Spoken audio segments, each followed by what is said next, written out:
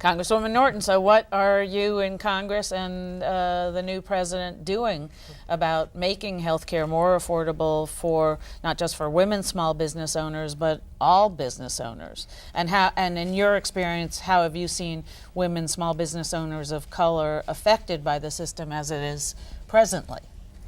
Well, I think the administration and the Congress have made a very important start when you see that the S-CHIP bill, the State Children's Health Insurance Plan, has been signed by the President of the United States, something we were trying to get out for the last several years, up to 300% of poverty, which means that many small businesses often will be precisely the ones helped because they often have workers who fall within this group. It would be interesting to look to see whether or not small businesses are more helped than others, and that's a kind of GAO report that I'd like to see soon. Now, President Obama would establish something like what we've heard described here, a national health services network that would allow small businesses to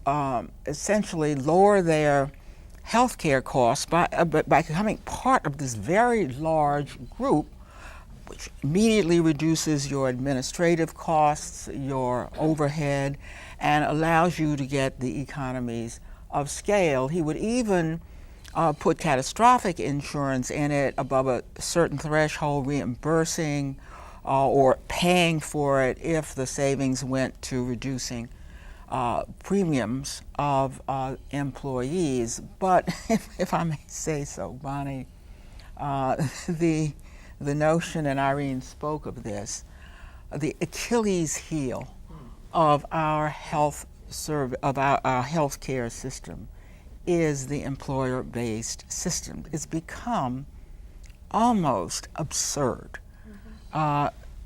when you consider that essentially, and you look around the world and you see that every country in the world is certainly advanced countries, and even many developing countries are providing health care. How are they doing it? Well, none of them are, quote, sharing the costs with employers, because there is no share there. The employer ends up eating it, and so, of course, does the employee. We've gotten very used to it, and as bold as President Obama has been, he is apparently not quite ready to shake us up by gradually taking us from employer-based health care. One of the reasons is that most people like it. Most people have jobs. So it's hard for them to imagine a life without jobs. And of course, our country over the past 25 years have made the word taxes a dirty word.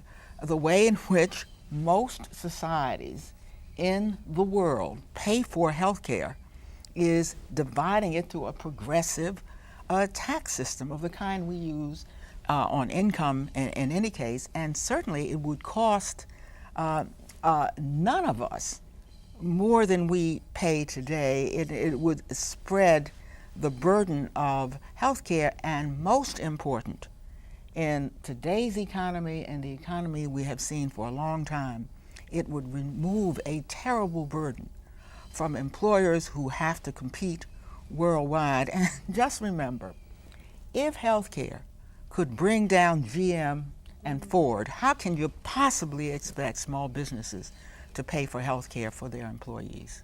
Now, I have noticed as a small business, nonprofit business owner, and to the extent that you can own a nonprofit, but which you can't under the law, but running it certainly, that what we did in the past, we haven't had to do it in the past 4 or 5 years, but what we used to do was switch healthcare. They will get you in.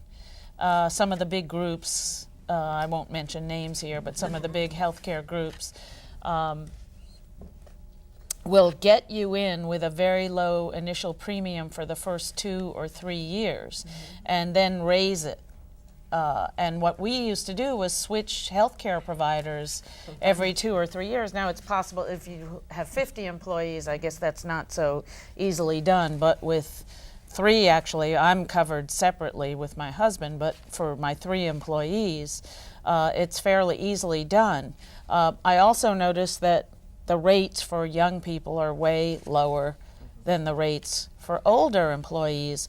Why can't Congress do something about forcing each insurance company to, because they are supposed to be a collective unit, so to speak, of evening it out so there's not this sort of built-in discrimination, financial discrimination against older employees. And everybody hopes to get older.